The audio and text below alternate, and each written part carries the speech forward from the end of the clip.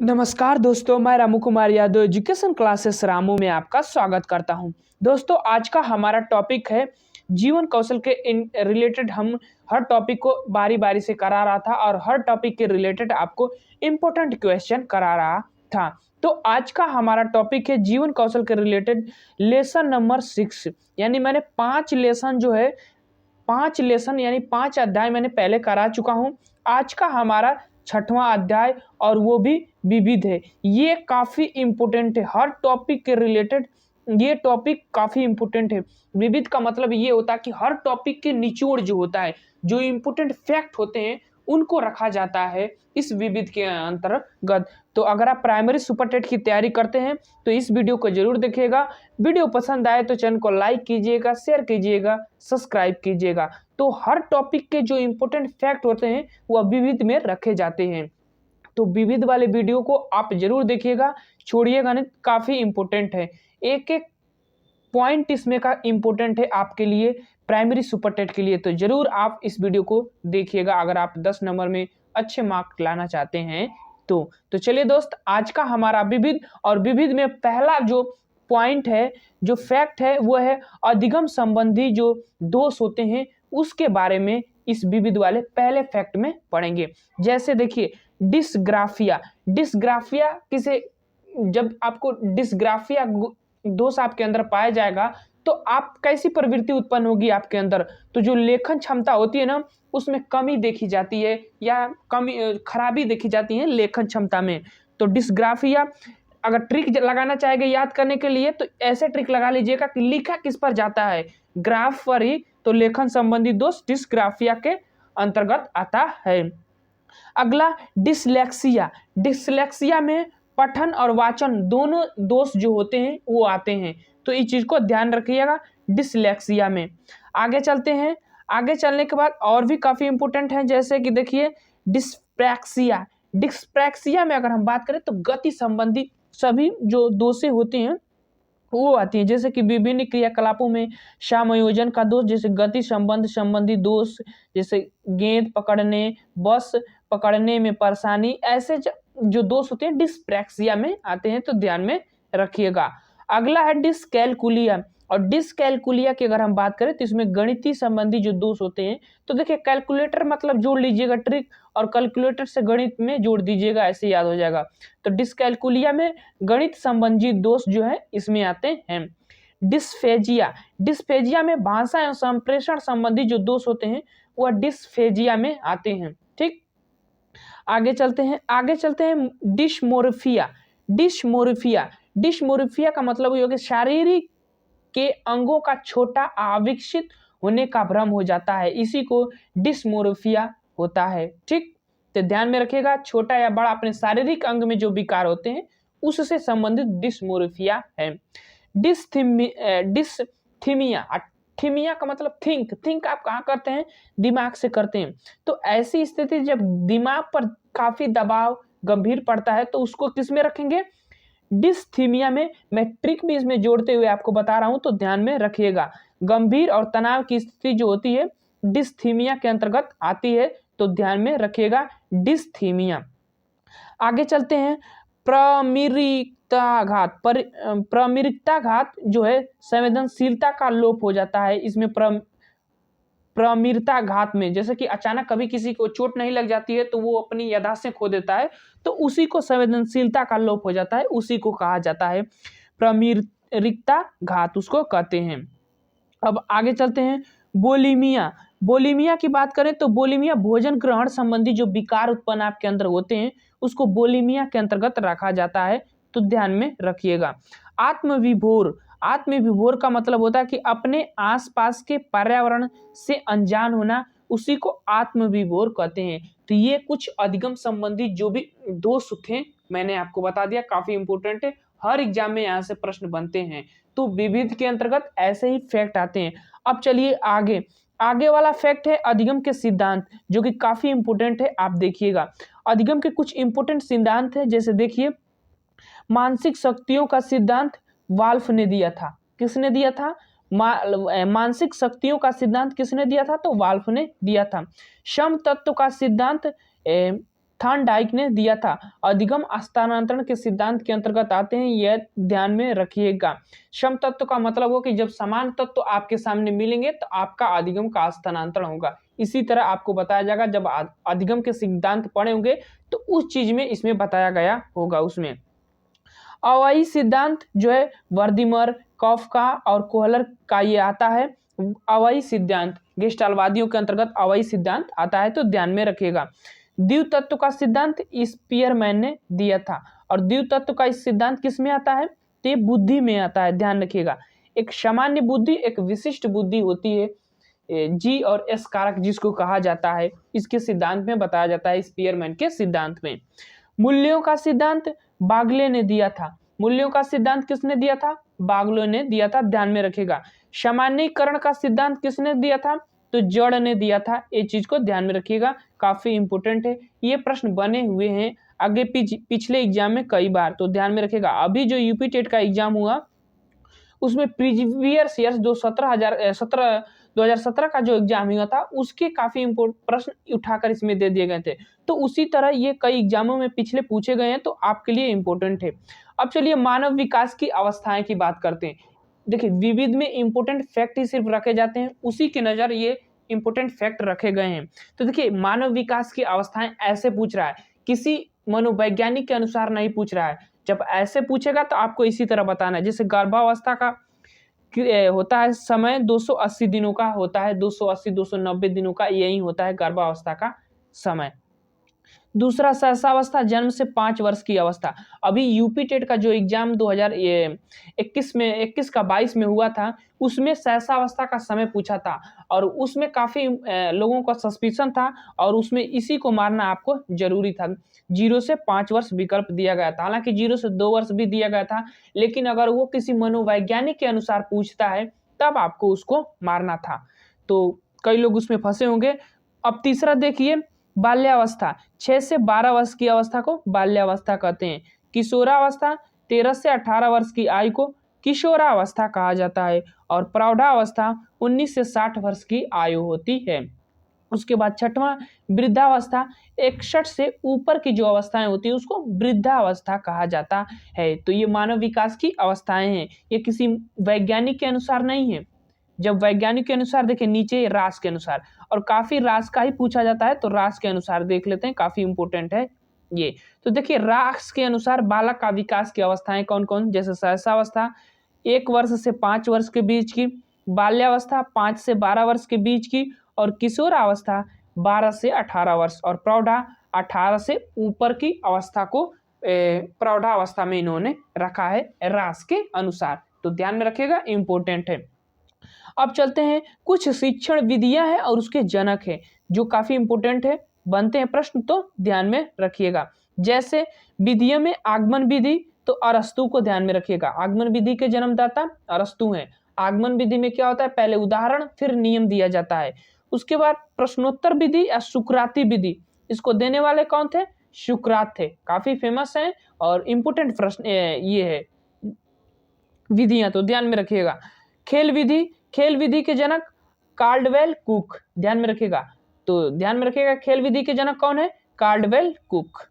अब आगे चलते हैं, किंडरगार्टन विधि। किंडरगार्टन विधि के जनक फ्रॉवेल हैं।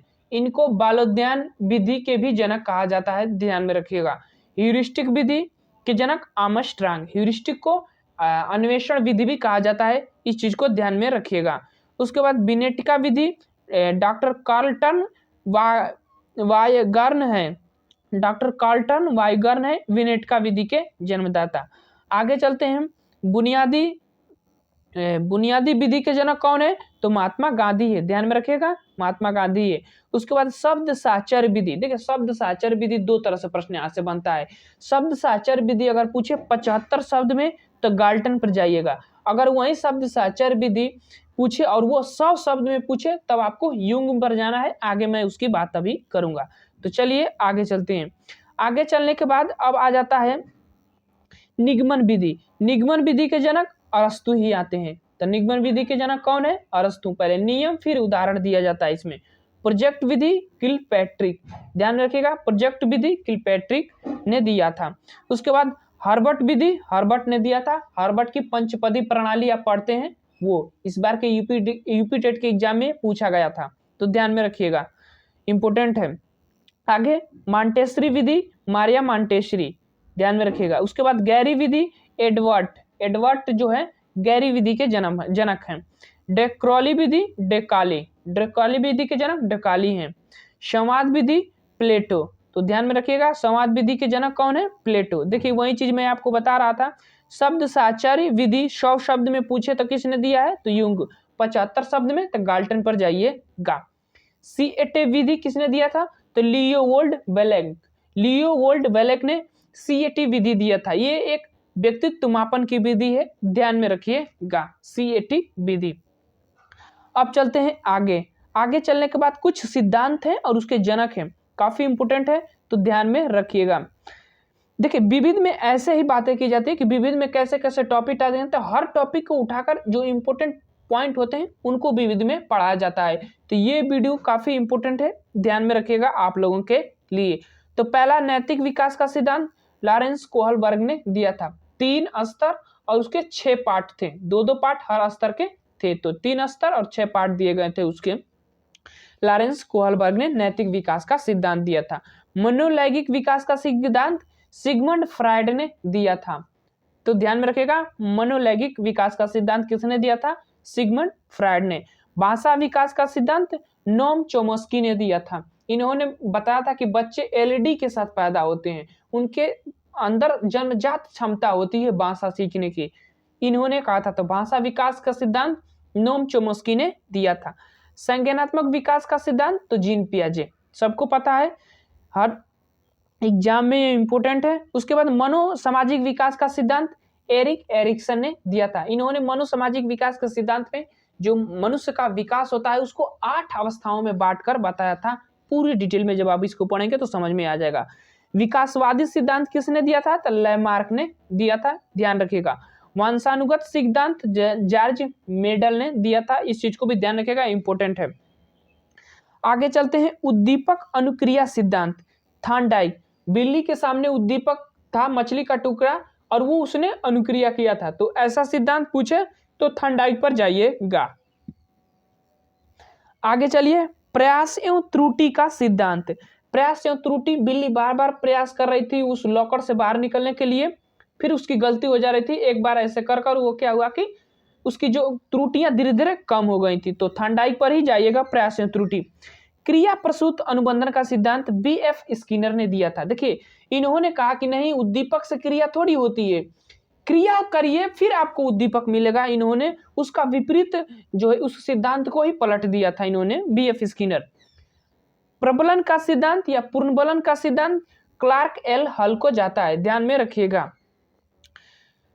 अब आगे चलते हैं सूझ या अंतर्दृष्टि का सिद्धांत कोहलर ने दिया था, ये गेस्टाल्टवादियों के अंतर्गत आते हैं। उसके बाद सामाजिक अधिगम का सिद्धांत अल्बर्ट बांडुरा ने दिया था।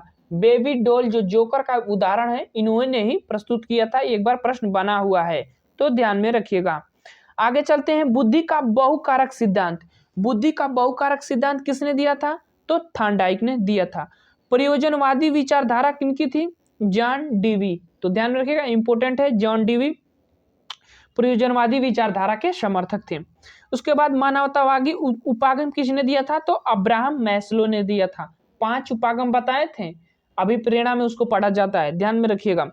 उसके बाद संबंध प्रतिक्रिया का सिद्धांत, प्रतिक्रिया किसने दिया था, संबंध प्रतिक्रिया का सिद्धांत पावलोव ने दिया था। इन्होंने क्या किया था कि जो कुत्ते की घंटी है ना उसको लार से जोड़ दिया था, ऐसा संबंध बना दिया था इन्होंने। उसके बाद आगे चलते हैं, आगे चलने के बाद अधिगम के नियम थॉर्नडाइक ने दिए थे। 5 गौण नियम और 3 मुख्य नियम दिए थे, तो ध्यान में रखिएगा। अधिगम के नियम पूछ देगा तो थॉर्नडाइक पर जाइएगा। निरर्थक शब्दों का प्रयोग अधिगम में किसने किया था, तो एबिंगहास ने किया था, इंपोर्टेंट है, ध्यान में रखिएगा, ये कई बार प्रश्न बना हुआ है। टीएटी परीक्षण मरे ने दिया था। टीएटी किसका मापन करता है, तो व्यक्तित्व का मापन करता है, ध्यान में रखिएगा। उसके बाद एसओआर थ्योरी किसने दिया था, तो रॉबर्ट वुडवर्थ ने दिया था। देखिए एसआर थ्योरी पूर्ण बलन के सिद्धांत पर आधारित है। हल का जो सिद्धांत है वो एसआर थ्योरी पर आधारित है। एस का मतलब होता है स्टिमुलस, ओ का मतलब होता है ऑर्गेनिज्म, प्राणी जिसको कहते हैं, और रिस्पॉन्स आर का मतलब होता है। तो पूछेगा कि SOR थ्योरी किसने दिया था, तो वुडवर्थ ने दिया था। SR थ्योरी पर आधारित किसका सिद्धांत है, तो हल का सिद्धांत है, पूर्ण बलन का सिद्धांत। ऐसे प्रश्न बने हुए हैं जो मैं आपको बता रहा हूं। किशोरों का मनोविज्ञान किसने दिया था, हॉल ने दिया था। हॉल ने नहीं दिया था, हॉल ने दिया था, ध्यान में रखिएगा। SR थ्योरी थॉर्नडाइक ने दिया था। स्टिमुलस रिस्पॉन्स थ्योरी जिसको कहते हैं, उद्दीपक अनुक्रिया सिद्धांत, उसी का उल्टा RS थ्योरी स्किनर ने दिया था। रिस्पॉन्स स्टिमुलस थ्योरी यानी कि क्रिया प्रसूत अनुबंधन का सिद्धांत किसने दिया था, स्किनर ने दिया था, ध्यान में रखिएगा। आगे चलते हैं। क्षेत्रीय सिद्धांत किसने दिया था, तो गेस्टलवादियों को क्षेत्रीय सिद्धांत इनको कहा जाता है, इन्होंने दिया था। अभी 2022 का जो यूपी टेट का एग्जाम हुआ, संगणन सिद्धांत वाला प्रश्न पूछा गया था कि संगणन सिद्धांत किसके अंतर्गत आता है, तो वह स्मृति से संबंधित होता है। तो ध्यान में रखिएगा, काफी इंपोर्टेंट है। संगणन का सिद्धांत किससे संबंधित है, तो वह स्मृति से संबंधित है। अब चलते हैं आगे, और आगे चलने के बाद भी कुछ और इंपोर्टेंट सिद्धांत है, उनको देखते हैं। जैसे देखिए, पहला है कौन सा सिद्धांत, बुद्धि के सब सिद्धांत है। बुद्धि का एक कारक सिद्धांत बीने, टर्मन और स्टर्न का नाम आता है, ध्यान में रखिएगा। और सर्वप्रथम बुद्धि का परीक्षण बीने ने ही किया था वैज्ञानिक तरीके से पूछे तो। अब चलते हैं 1905 में इन्होंने किया था, ध्यान में रखिएगा, कभी सन पूछ लेता है तो। द्विकारक सिद्धांत स्पीयरमैन का नाम आता है। बुद्धि का द्विकारक सिद्धांत किसने दिया था, तो स्पीयरमैन ने दिया था। इन्होंने बताया था दो बुद्धि, एक सामान्य बुद्धि, एक विशिष्ट बुद्धि। सामान्य बुद्धि जन्मजात होती है और विशिष्ट बुद्धि आपको वातावरण से मिलती है, इन्होंने बताया था। बहुकारक सिद्धांत किसने दिया था, तो यह थॉर्नडाइक ने दिया था, बुद्धि का बहुकारक सिद्धांत। इन्होंने बुद्धि के लिए कई बताए हैं, बुद्धि के कई बताए हैं। इनके 3 सिद्धांत माने जाते हैं फेमस, बालू का सिद्धांत और परमाणुवादी सिद्धांत इसी में आते हैं। इसी सिद्धांत को कहते हैं बुद्धि का बहुकारक सिद्धांत। तो काफी बहुत थोड़ा थोड़ा अंतर होता है, ध्यान में रखिएगा। उसके बाद समूह कारक सिद्धांत, group factor theory, intelligent group factor theory English में कहते हैं, उसको थर्स्टन ने दिया था। तो ध्यान में रखिएगा, पूछेगा तो समूह कारक सिद्धांत, तो थर्स्टन पर जाइएगा। ठीक, अब चलते हैं पदानुक्रमिक सिद्धांत। बुद्धि का पदानुक्रमिक सिद्धांत किसने दिया था, तो फिलिप बर्नन ने दिया था, काफी इंपोर्टेंट है, ध्यान में रखिएगा। बुद्धि का संरचनात्मक सिद्धांत किसने दिया था, तो जीपी गुल्फोर्ड ने दिया था। इनके सिद्धांत को त्रिआयामी सिद्धांत भी कहा जाता है बुद्धि का। तो इन्होंने बुद्धि का संरचनात्मक सिद्धांत जेपी गिलफोर्ड ने दिया था, ध्यान में रखिएगा। उसके बाद आगे चलते हैं, और ये वाला प्रश्न जो है यूपी टेट के इस बार के एग्जाम में पूछा गया था। तरल ठोस बुद्धि का सिद्धांत किसने दिया था, तो आरबी कैटल ने दिया था। अभी इसी एग्जाम में पूछा गया था यूपी टेट का जो हुआ है। अब आगे चलते हैं, बहुबुद्धि सिद्धांत किसने दिया था, तो हार्वर्ड गार्डनर ने बहुबुद्धि सिद्धांत इन्होंने दिया है। अब थोड़ा और भी सिद्धांत है, जैसे अभिप्रेरणा के अंतर्गत काफी इंपोर्टेंट सिद्धांत है, उनको देखते हैं। जैसे देखिए, मनोविश्लेषण सिद्धांत सिगमंड फ्रायड, मांग का सिद्धांत अब्राहम मैस्लो, मूल प्रवृत्ति का सिद्धांत मैकडूगल, और प्रणोद न्यूनता का सिद्धांत क्लार्क लियोनार्ड जी ने दिया था, प्रणोद न्यूनता का सिद्धांत। तो ये सभी अभिप्रेरणा के सिद्धांत के अंतर्गत आते हैं, तो काफी इंपोर्टेंट है, ध्यान में रखिएगा।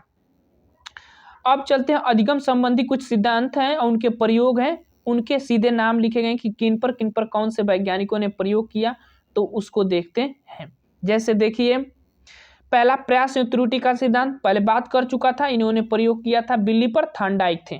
ठीक, क्रिया प्रसूत अनुबंधन का सिद्धांत स्किनर ने दिया था, प्रयोग किया था कबूतर पर। ठीक, 1938 में ये इन्होंने कबूतर पर प्रयोग किया था, और चूहा का भी प्रयोग किए थे, ध्यान में रखिएगा। चूहा पर का फेमस हो गया, कबूतर वाला फेल हो गया, सफेद इनका कबूतर था। उसके बाद क्रिया प्रसूत अधिगम का सिद्धांत स्किनर, और ये चूहे पर दिए थे। तो याद रखिएगा, दोनों में थोड़ा देखिए, इन्होंने कबूतर के साथ अनुबंधन बनाया था, और इनके क्रिया प्रसूत अधिगम का सिद्धांत पूछे तो चूहे पर जाइएगा, थोड़ा बहुत अंतर है इनमें सिद्धांत में। सूज का सिद्धांत कोहलर, वर्दिमर और कोफका तीनों वैज्ञानिकों का नाम आता है और वनमानुष चिंपांजी पर इन्होंने क्या किया था, प्रयोग किए थे, गेस्टालवादियों के अंतर्गत आता है। इनका मानना है कि सूज आकस्मिक होता है व्यक्ति के अंदर। शास्त्रीय अनुबंधन का सिद्धांत पावलोव ने दिया था, कुत्ते पर प्रयोग इन्होंने किया था, कुत्ते की लार ग्रंथि पर इन्होंने घंटी और लार में जो है एक संबंध बना दिया था, अनुबंधन बना दिया था, तो ध्यान में रखिएगा। क्षेत्रीय अधिगम का सिद्धांत कॉटलविन ने दिया था, ध्यान में रखिएगा। अनुभवजन्य सिद्धांत किसने दिया था, तो कार्ल रोजर्स ने दिया था अनुभवजन्य सिद्धांत। आगे चलते हैं, सामाजिक अधिगम का सिद्धांत तो अल्बर्ट बंडूरा, बेबी डॉल वो जो जोकर वाला प्रयोग इन्होंने ही किया था।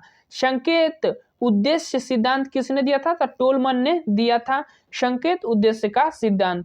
अधिगम सोपान सिद्धांत किसने दिया था, तो रॉबर्ट गेने ने दिया था अधिगम सोपान सिद्धांत।